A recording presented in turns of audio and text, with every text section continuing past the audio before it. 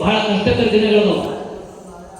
ಎಲ್ಲಿ ಸಿದ್ಧಾರೂಢ ನೆಂಟರ ಅಲ್ಲಿ ಪರಮಾತ್ಮ ಯಾವತ್ತು ಸಿದ್ಧಾರೂಢಪ್ಪನ ಸಾಕ್ಷಾತ್ಕಾರ, ಸುಖ ಶಾಂತಿ ನೆಮ್ಮದಿ ಐಶ್ವರ್ಯ ಭೋಗ ಭಾಗ್ಯ ಎಲ್ಲವನ್ನು ಕೊಟ್ಟು ಕಾಪಾಡ್ತಾರೆ ನಮ್ಮ ಸಿದ್ಧಾರೂಢ. ಹೀಗಾಗಿ ಸಿದ್ಧಾರೂಢ ಸಾಕು ಜೀವನ ಪಾವನ ಆಗ್ತದೆ.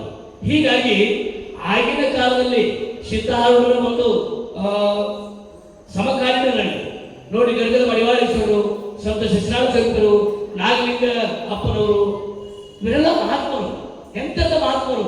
ಇವರ ಹೆಸರು ಬಾಯಲ್ಲಿ ಹೇಳ್ಕೊಂಡು ಬಿಟ್ರೆ ಜನ್ಮ ಭಾವನ ಆಗ್ತದೆ, ಜನ್ಮ ಭಾವನ ಆಗ್ತದೆ.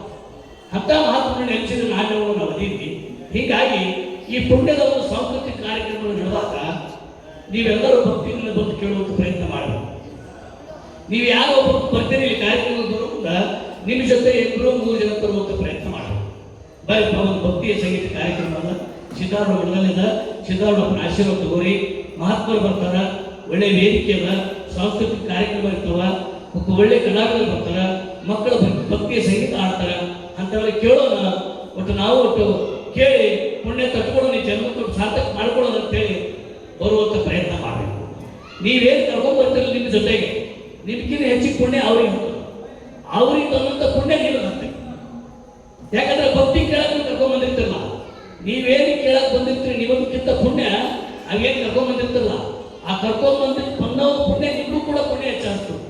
ಹೀಗಾಗಿ ದೇವರ ವರಿಸುವಲ್ಲೇ ನೋಡಪ್ಪ, ನೀ ನನಗಾಗಿ ಬಂದಿದ್ದಿ, ನನ್ನ ಭಕ್ತಿಯನ್ನು ಕೇಳಕ್ ಬಂದಿದ್ದಿ, ನನ್ನ ವಾದವನ್ನು ಕೇಳಕ್ ಬಂದಿದ್ದಿ, ನನ್ನ ನುಡಿಯನ್ನು ಆರಿಸಿಕ್ ಬಂದಿದ್ದಿ, ನನ್ನ ಪಾದವನ್ನು ನಮಸ್ಕಾರ ಮಾಡಕ್ ಬಂದಿದ್ದಿ, ಬರ್ಬೇಕಾದ್ರೆ ನಾನು ಚಂದ್ರಿ ಕರ್ಕೊಂಡ್ ಬಂದಿದ್ದಿ, ಈ ಪುಣ್ಯನ ನಿನಗೆ ತಡ್ತದಪ್ಪ ಅಂತ ಹೇಳ್ತಾನೆ ಅಪ್ಪ ಸಿದ್ಧಾರೂಢ.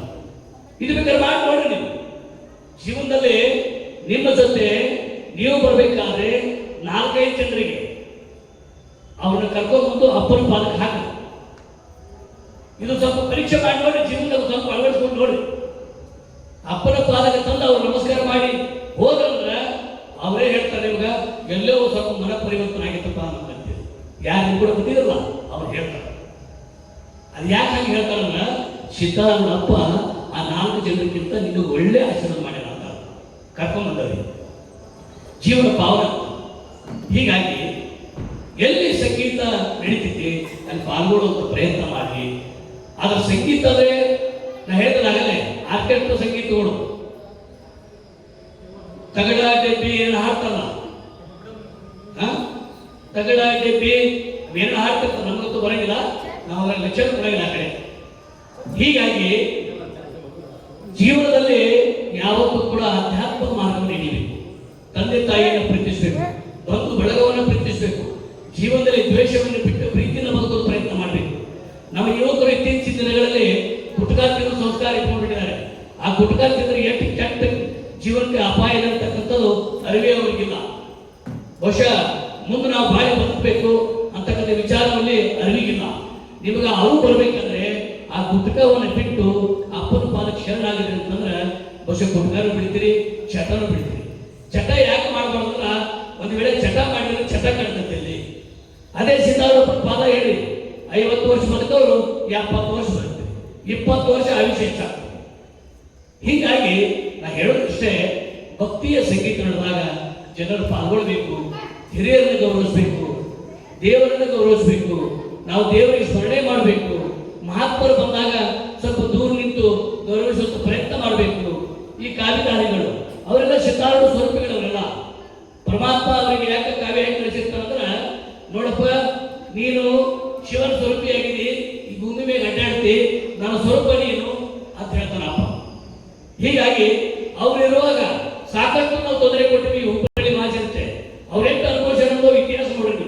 ಬಹುಶಃ ನಿಮಗಿನ್ನೂ ಪುಣ್ಯ ಹೆಚ್ಚಬೇಕಂದ್ರೆ ಸಿದ್ಧಾರೂಢರಿಗೆ ಬಂದು ನಮಸ್ಕಾರ ಮಾಡಕ್ ಆಗಿಲ್ಲ ಅಂದ್ರೆ, ನಿಮಗೆ ಒಂದ್ ವೇಳೆ ನಾಚಿಕೆ ಬಂತಂದ್ರೆ ಮನ್ಯಾಗ ಕೂತ ಅವ್ರ ಚರಿತ್ರೆ ಓದ್ರೆ ಜೀವನ ಪಾವನ ಆಗ್ತದೆ. ಅವ್ರ ಚರಿತ್ರೆ ಓದ ನೋಡಿ ಒಮ್ಮೆ, ನಿಮ್ಮ ಅವ್ರ ಚರಿತ್ರೆ ಓದಿದ್ರಿ ಅಂದ್ರೆ ನಿಮ್ಮ ಚರಿತ್ರೆ ಬೀಳುತ್ತೆ. ಅಂತ ಶಕ್ತಿ ಆ ಮಹಾತ್ಮರ ಒಂದು ಚರಿತ್ರೆಯಲ್ಲಿ ಅಡಗಿದೆ. ಬಹಳ ಅತ್ಯಂತ ಜ್ಞಾನ ಶಕ್ತಿ.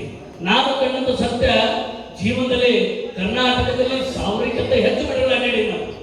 2000ಕ್ಕಿಂತ ಹೆಚ್ಚು ಮಠದ ನೋಡಿದ್ವಿ ನಾವು. ಬರೇ ನಮ್ಮಪ್ಪ ಸಿದ್ಧಾರೂಢ